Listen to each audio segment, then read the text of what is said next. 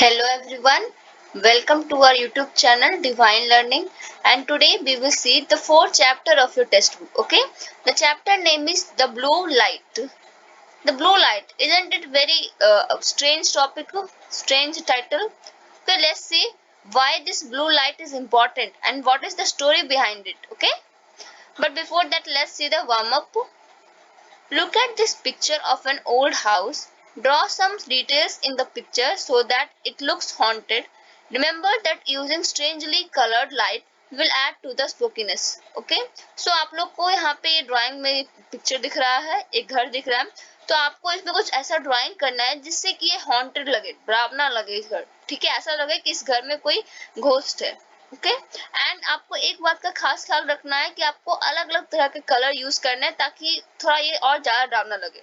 Okay, now also come up with a few noises that are heard in your haunted house. Take turns with your classmate to make the noises. Okay, और एक और बात हम लोग देखते हैं कि जब भी कोई घर हॉन्टेड रहता है, हमने मूवीज में देखा है कि जब भी कोई घर हमें डरावना दिखाना होता है या दिखाना होता है कि वो घर हॉन्टेड है, तो वहां पे हम अलग अलग नॉइजेस यूज करते हैं. बहुत ही डरावना आवाज होता है. ठीक है, मैक्सिमम टाइम में कोई हॉरर मूवीज का दो ही चीज बहुत इंपॉर्टेंट होता है, एक तो घोस्ट एंड सेकंड थिंग वहां का जो नॉइजेस होते हैं, जैसे घोस्ट का जो अपीयरेंस होता है जब वो आता है तो कैसा उस टाइम का नॉइज होता है, वो सब इस फिल्म को बहुत ज्यादा स्पोकी कर देता है, बहुत ज्यादा डरावना बना देता है. Okay, let's start the chapter. The speaker in the story is a writer who has rented an old house on the outskirts of a small town in Kerala.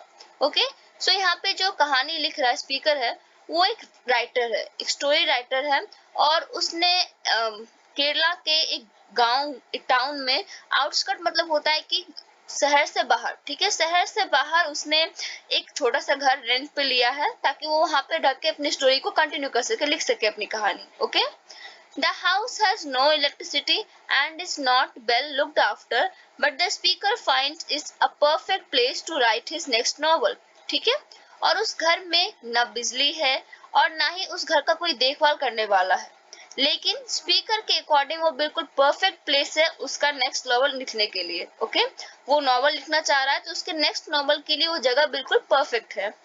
After he moves in, the locals warn him that the house is haunted by a ghost named Vargavi. Okay? So जब वो उस घर में shift करता है तो वहाँ के जो आस पड़ोस के लोग होते हैं वो उसे वार्न करते हैं कि इस घर में कोई भूत रहती है. ठीक है, उस भूत का नाम क्या है? भार्गवी. ओके, तो लोकल्स वहां पे उसे वार्न करते हैं कि ये घर बहुत ही हॉन्टेड है, यहाँ पे घोस्ट रहती है, उसका नाम भार्गवी है, सो आप ध्यान से रहिए या फिर कोई दूसरी जगह पे शिफ्ट कर जाइए. The speaker does not take the warning very seriously. लेकिन हमारा जो स्पीकर है वो उन धमकियों को, उन वार्निंग्स को सीरियसली नहीं लेता है. ठीक है, 2.5 months pass and he begins to forget about Bhargavi. ठीक है, 2 महीने बीत गए, 1.5 महीने बीत गए और वो वैगवी के बारे में बिल्कुल भूल ही गया. वो ये बात भूल ही गया कि इस घर में कोई घोस्ट भी रहते हैं, वहां के लोकल्स ने उन्हें वार्न किया, ये बात वो बिल्कुल भूल गया था. Then one day something happens. ठीक है, और एक दिन उस घर में कुछ होता है. So let's see what happens one day. Okay, it must have been around 10 o'clock. I had been writing a story since 9. ठीक है, तो वो बोल रहा है यहाँ पे राइटर कि मुझे लगता है कि शायद 10 बज चुके होंगे और मैं 9 बजे से अपनी स्टोरी लिखे जा रहा था. Okay, it was a highly emotional piece. तो ये कह रहा है कि जो मैं कहानी लिख रहा था वो बहुत ही इमोशनल पीस था, बहुत ही इमोशनल कहानी में लिख रहा था. Highly emotional piece means a piece of writing which is full of strong feelings. ठीक है, तो बहुत ही इमोशनल फीलिंग था क्योंकि उसमें बहुत ज्यादा फीलिंग्स थे. ठीक है, ऐसा पीस लिख रहा था, कहानी में एक ऐसे हिस्से में था वो जहाँ पे बहुत सारी स्ट्रॉन्ग फीलिंग्स को उसे डिस्क्राइब करना था. Okay, I was writing feverishly when I felt the light from the lantern becoming gradually dimmer. ठीक है, तो वो कहता है कि मैं बहुत ही फेवरसली, मतलब होता है कि बिल्कुल घुस के बहुत ज्यादा, बिल्कुल उसमें इतना ज्यादा ढल जाना, पूरा लिखे जा रहा था. Okay, excitedly and with a lot of energy. ठीक है, मतलब बहुत ज्यादा गर्म जोशी के साथ, बहुत ज्यादा एनर्जी के साथ वो अपनी स्टोरी को कंटिन्यू किए जा रहा था. ठीक है, वो अपने एक फ्लो में था. जब आप लिखना स्टार्ट करते हो तो आप एक फ्लो में आते हो कि आपको उसी फ्लो में रहना होता है, लिखना होता है. ओके, तो जब ये लिख रहा था तो अचानक से क्या हुआ कि उसका जो लैंटर्न का जो लाइट था वो डिमर मतलब धीरे धीरे हल्का होता गया। ठीक है, ऐसा उस घर में बिजली नहीं था तो ये लैंटर्न यूज करके उस घर में लैंप यूज करके अपना कहानी लिखता था बैठकर। तो क्या हुआ कि जो लैंप था उसका लाइट डिमर होता गया, मतलब धीरे धीरे वो धीमी होती गई। Okay, I picked up the lamp and shook it. There was no kerosene in it, but I did not want to stop writing. तो ये क्या करता है हमारा स्पीकर, ये उठाता है लैंप को और उसे हिला के देखता है कि कहीं इसमें तेल तो खत्म नहीं हो गया। तो देखता है कि सही में इसमें कोई केरोसिन तेल नहीं है। सो लेकिन वो क्या था, वो अपनी जो लिख रहा था वो राइटिंग को स्टॉप नहीं करना चाहता। ठीक है, रुकना नहीं चाहता था, क्योंकि अगर रुक जाता तो उसका फ्लो टूट जाता। ठीक है, और फिर जो उसके मन में आइडियाज आ रहे थे वो शायद उन सब आइडियाज को भूल जाता। Okay, all my attention was on the story I was writing. तो वो कहता है कि मेरा सारा ध्यान उस स्टोरी पे था जो मैं लिख रहा था। I continued writing as the light got dimmer and dimmer until finally it went out all together. तो ये कहता है कि मैं फिर भी लिखा जा था, मैं लिखता गया और एक टाइम ऐसा आया कि वो जो लैंप का जो लाइट था वो बिल्कुल धीमा होता गया, धीमा होता गया, और एक टाइम ऐसा आया कि वो बिल्कुल बंद ही हो गया। Now I needed some more kerosene. तो अब कहता है कि मुझे थोड़े और केरोसिन चाहिए थे। I remember that I could go to the bank and get some. My friends who worked at the bank lived on in one portion of the building. तो ये कहता है कि मुझे याद आया कि मैं बैंक जा सकता हूँ और वहां से लेके आ सकता हूँ। मेरे कुछ दोस्त जो कि बैंक में काम करते हैं वो इसी बिल्डिंग के एक छोटे से पोर्शन में रहते हैं। I could borrow some kerosene from their stove. तो कहता है कि मैं उनके स्टोव से थोड़े केरोसिन बोरो कर सकता हूँ, ले सकता हूँ। So I picked up the torch and the empty kerosene bottle, went downstairs and locked the main door. तो ये कहता है कि मैंने क्या किया, अपना टॉर्च लिया और वो केरोसिन बोतल लिया जिसमें कि मैं लेके आऊंगा, और मैं नीचे चला गया और अपना मेन दरवाजा बंद कर दिया। ठीक है, अभी आउटस्कर्ट में रहा था तो वहां पे इसे सेफ्टी का ख्याल तो रखना होगा, इसलिए इसने दरवाजा लॉक कर दिया। Outside there was misty moonlight and the sky was overcast. ठीक है, तो बोल रहा है कि बाहर में जो मूनलाइट था वो बहुत ही धीमी मूनलाइट था। ठीक है, and the sky was overcast, और स्काई जो था वो पूरा क्लाउड, ओवरकास्ट मतलब पूरा क्लाउड से भरा पड़ा। ठीक है, तो क्लाउड्स पूरे इसमें घने बादल छाए हुए थे। ये देखिए, covered with grey clouds. Okay, मतलब कि बादल छाए हुए थे। आई वॉक्ड फास्ट, तो मैं बहुत तेज तेज चलता गया। When I reach the front of the bank building I called out to my friends. ये कहता है कि जब मैं बैंक बिल्डिंग के पास पहुंचा तो मैं अपने दोस्तों को आवाज दिया। Soon one of them came down and opened a side gate. तो उनमें से एक आया और जैसे कि जो साइड गेट था उसे खोल दिया। We then walked along the side of the building and climbed up the stairs. The three of them had been playing cards. तो ये कहता है कि फिर हम लोग साथ में चल के सीढ़ी से ऊपर गए, तो वहां पे मैंने देखा कि मेरे तीनों दोस्त कार्ड्स खेल रहे थे। ठीक है, When I told them I needed some kerosene, one of them laughed and said, तो जब मैंने उनको बताया कि मुझे कुछ केरोसिन चाहिए था तो उनमें से एक हंसता है और हंस के कहता है, Couldn't you have asked Bhargavi to fetch you some kerosene? तो उनमें से एक कहता है कि क्या तुम भार्गवी से नहीं पूछ सकते थे कि मेरे लिए थोड़ा केरोसिन लेके आ जाओ। I too laughed but I didn't say anything. तो कहता है कि उनकी ये बात सुन के मैं भी हंसा, लेकिन फिर मैंने कुछ नहीं कहा। While one of them was pouring out some kerosene from their stove, it started to rain. तो उनमें से एक जो था वो मेरे अब स्टोव से मेरे केरोसिन के बोतल में तेल डालना स्टार्ट किया, लेकिन उसी टाइम क्या हुआ, बारिश होना स्टार्ट हो गया बाहर में।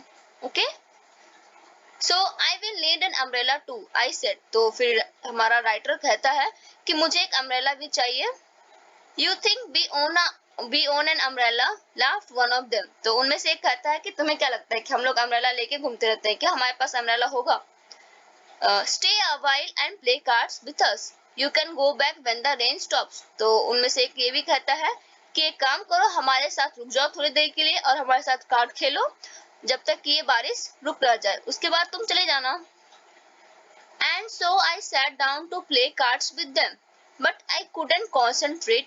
My mind was on the story I was writing. तो ये कहता है कि उन्होंने कहा तो मैं उनके साथ बैठ गया कार्ड खेलने के लिए, लेकिन मैं कंसंट्रेट नहीं कर पाया क्योंकि मेरा ध्यान तो मेरी स्टोरी पे था जो मैं लिख रहा था। यही होता है, अगर आप कुछ बहुत अच्छा इंटरेस्टिंग लिख रहे होते हैं तो आपका जो जितना पर कंसंट्रेशन है आपको उसी पे रहेगा। ठीक है, तो क्योंकि अगर आप उस पर कॉन्सेंट्रेट नहीं करोगे तो अपने स्टोरी को भूल जाओगे, ठीक है ना। तो ये राइटर बोल रहा है कि जब हम मैं ध्यान कॉन्सेंट्रेट नहीं कर पा रहा था क्योंकि मेरा पूरा माइंड जो था वो मेरे स्टोरी पे था जो कि मैं लिख रहा था। By the time it stopped raining, it was 1 o'clock. तो कहता है कि जब बारिश खत्म हुई उस समय 1 बज चुका था, ठीक है। I picked up my torch and a bottle of kerosene.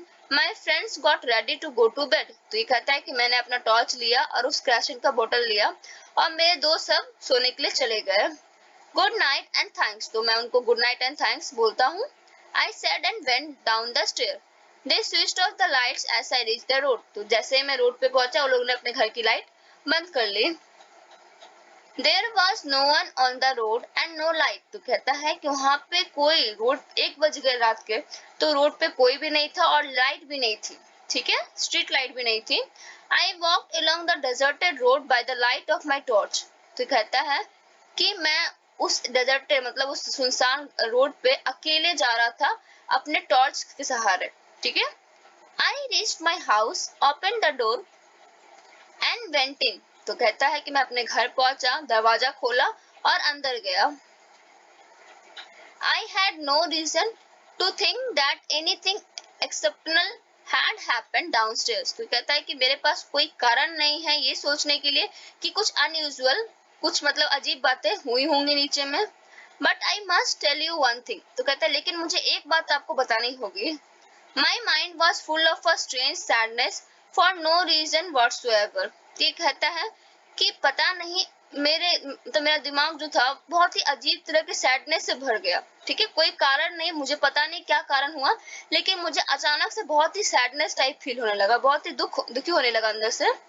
I wanted to be, और मैं रोना चाहता था।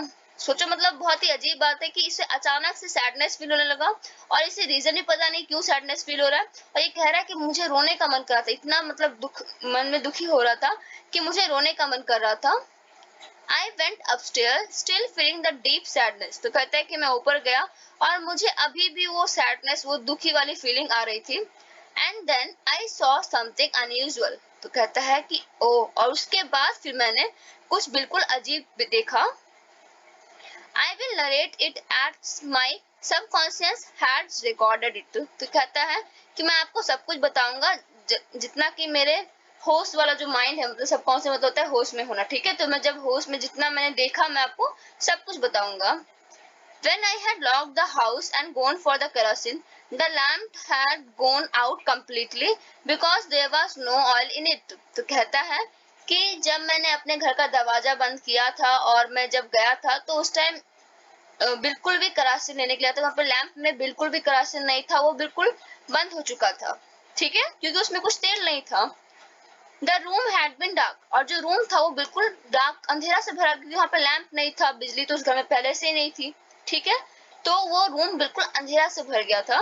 And then it had rain for quite a while, फिर बोल रहा है ये कि और फिर मैं अपने दोस्त के घर गया था तो वहां पे बारिश होने लगी थी, तो बहुत समय तक बारिश हुई थी। It was more than 3 hours since I had left the house. तो कह रहा है कि मेरे घर छोड़े हुए 3 घंटे हो गए थे, 3 घंटे से ज्यादा हो गए थे। But now I could see a light inside the room. तो ये कहता है कि लेकिन अब मैं अपने रूम में एक लाइट देख सकता हूँ। वो लाइट कैसे हो सकता है, क्योंकि जब मैं गया था तब तो जो हमारा लैम्प था बिल्कुल वो बंद हो चुका था, ठीक है, क्योंकि उसमें बिल्कुल भी तेल नहीं था। लेकिन अभी मुझे, और रूम बिल्कुल अंधेरा हो चुका था, लेकिन अभी मुझे इस रूम में लाइट दिख रहा था। I could see through the chinks in the bedroom door. तो कहता है कि मैं वो लाइट को देख सकता था क्योंकि बेडरूम डोर में थोड़े बहुत दरारें होती हैं, उनसे मैं देख रहा था कि हाँ कुछ लाइट सा आ रहा है मेरे बेडरूम से। As usual, I took out my key, then I focused the beam from my torch on the padlock. तो ये कहता है कि हमेशा की तरह मैंने चाबी निकाला और फिर मैंने टॉर्च का पूरा जो बीम था, रोशनी था, वो उस पैडलॉक यानी कि उस ताले में डाला। The lock gleams like silver. Should I say the lock smiled in the light? तो कहता है कि जो लॉक था वो बिल्कुल सिल्वर कलर का लग रहा था और ऐसा लग रहा था कि जैसे वो मुझे देख के स्माइल कर रहा हो, ठीक है, लाइट में वो स्माइल कर रहा हो। I open the door and went in. तो कहता है कि मैंने दरवाजा खोला और मैं अंदर गया। Then I saw the whole thing. और तब जाके मैंने पूरा चीज देखा कि आखिर क्या हुआ, कहाँ से वो लाइट आ रहा था. My entire body jumped at what was happening. तो कहता है कि मैं बिल्कुल अजीब सा फील हुआ मुझे कि क्या हो रहा है ये. I didn't tremble with fear. तो कहता है कि मैं ऐसा नहीं कि डर से बिल्कुल कांपने लगा था. I just stood there stunned. लेकिन मैं बस वहां पे खड़ा रहा, बिल्कुल स्टंट हो गया. मतलब बिल्कुल एक अजीब तरह सा बिल्कुल स्थिर हो गया था. I felt a kind of warmth go through me and started to perspire. ठीक है, तो मुझे ऐसा लगा कि अचानक से बहुत ज्यादा गर्मी फील होने लगी और मेरा पूरा पसीना निकलने लगा. Okay, the entire room was illuminated with a blue light. Okay, illuminated मतलब होता है lit up. ठीक है, तो कहता है कि पूरे रूम में एक अलग तरह का ब्लू लाइट आ रहा था. ठीक है, पूरा रूम जो था वो ब्लू कलर के लाइट से उसकी रोशनी से पूरा भर गया था. The light came from the lamp. और वो लाइट कहाँ से आ रहा था? लैम्प से आ रहा था. आप लोग फिगर में देख सकते हैं, लैम्प से वो लाइट आ रहा था. From 2 inches of blue flame. और उसमें ब्लू कलर का फ्लेम था. आप लोग देखे होंगे अगर कभी लैम्प, तो लैम्प में ब्लू कलर का फ्लेम बहुत ही रेयरली देखने को मिलता है हमें. मैक्सिमम या तो ऑरेंज या फिर येलो कलर का देखने को मिलेगा. बट यहाँ पे ब्लू कलर का फ्लेम, वो भी 2 इंचेस. ठीक है, बहुत बड़ा सा. ये बहुत ही अब नॉर्मल बात थी. Okay, I stood there in amazement. तो कहते हैं कि मैं बिल्कुल वहां पे अचंभा होकर खड़ा हो गया कि समझ नहीं आ रहा कि कैसे हो सकता है. ओके, क्योंकि उस लैंप में तो तेल था ही नहीं और वो मेरे सामने वो लैंप बुझ गया था, तो वो अचानक से जल कैसे सकता है, और वो भी ब्लू कलर का, और पूरे रूम में इतनी रोशनी कैसे कर सकता है. Okay, who had lit the lamp that had no kerosene. तो कहता है कि इस लैंप को आखिर जलाया कौन होगा जिसमें कि कोई तेल नहीं, कोई केरोसिन नहीं है. Okay, where had the blue light come from. और ये जो ब्लू लाइट है आखिर ये आया कहाँ से. ओके, यही दो क्वेश्चन इस चैप्टर का एंडिंग में है, जिसका आंसर इसमें कंप्लीट नहीं है, लेकिन ये हमारे लिए है कि हम लोग क्या इसका आंसर लिखें कि आखिर वो लैंप जला कैसे होगा और उसमें वो ब्लू लाइट कैसे आया होगा. तो आप लोग को क्या लगता है कौन किया होगा ये सब? Of course, the only one, Bhargavi. ठीक है, the only ghost that present in that house is Bhargavi. तो उसी ने शायद ये किया हो. ओके, अब यहाँ पे कुछ क्वेश्चन आंसर्स हैं जो हम डिस्कस कर लेते हैं. Why does the speaker leave his house? First question है कि स्पीकर अपने घर को छोड़ के क्यों जाता है. तो क्यों जाता है? Because there was no kerosene in the lamp, so he wanted some. So he went to the bank building to borrow from his friends. Next, second question है, did the speaker want to play cards with his friends? क्या speaker जो था वो अपने दोस्तों के साथ cards खेलना चाहता था? तो of course no, he doesn't want to play cards with his friends. Next, third number है, why was the speaker in a hurry to get back home? Speaker जो था वो अपने घर वापस जाने के लिए इतनी जल्दी में क्यों था? तो क्यों जल्दी में था? Because his mind was on the story that he was writing. Okay? क्योंकि उसका ध्यान अपने स्टोरी पे था जो वो लिख रहा था. नेक्स्ट अब यहाँ पे है, what was the strange thing the speaker saw? सबसे strange thing उसने क्या देखा? तो क्या देखा था कि उसके लैंप से ब्लू कलर का लाइट आ रहा है. ठीक है, ब्लू कलर का फ्लेम आ रहा है और वो पूरा रूम जो है, एंटायर रूम, वो ब्लू कलर के लाइट से इल्यूमिनेटेड हो चुका है. Okay, Do you think this was the first time it had happened? आपको क्या लगता है ये पहली बार हुआ होगा? तो yes, of course, I think it was the first time because of the reaction of the writer. क्योंकि राइटर का रिएक्शन जैसा था उसके अकॉर्डिंग वो पहली बार ये सब चीज देख रहा होगा. Okay, so this was the story. It was extracted from the Blue Light by Begum Mohammad Bashir. Okay, तो एक्चुअली में ये पार्ट है इस पूरी कहानी का, छोटा सा पार्ट है. Begum Mohammad Bashir was a novelist and a short story writer from Kerala. ठीक है, एक novelist थे और short story writer थे केरला के. He was also a freedom fighter, एक freedom fighter भी थे. His style of writing made him popular with both literary critics and readers, and his work has been translated into different languages all over the world. ठीक है, ये बहुत ही इनका जो style of writing था बहुत ही अच्छा था और बहुत ही नॉर्मल. आप लोग देख सकते हैं कितना नॉर्मल लैंग्वेज मैंने यूज किया है. ओके, तो इसलिए बहुत पॉपुलर बने और इनके बहुत सारे कामों को अलग अलग लैंग्वेज में ट्रांसलेट किया गया. Okay, he was awarded the Padma Shri in 1982 and is thought to be one of the most successful writers from India। ठीक है, इन्हें पद्मश्री से सम्मानित किया गया और ऐसा कहा गया, सोचा जाता है कि ये इंडिया के सबसे सक्सेसफुल राइटर्स में से एक है। Okay, so this was the story. I hope आप लोग को समझ में आया होगा। Thank you class.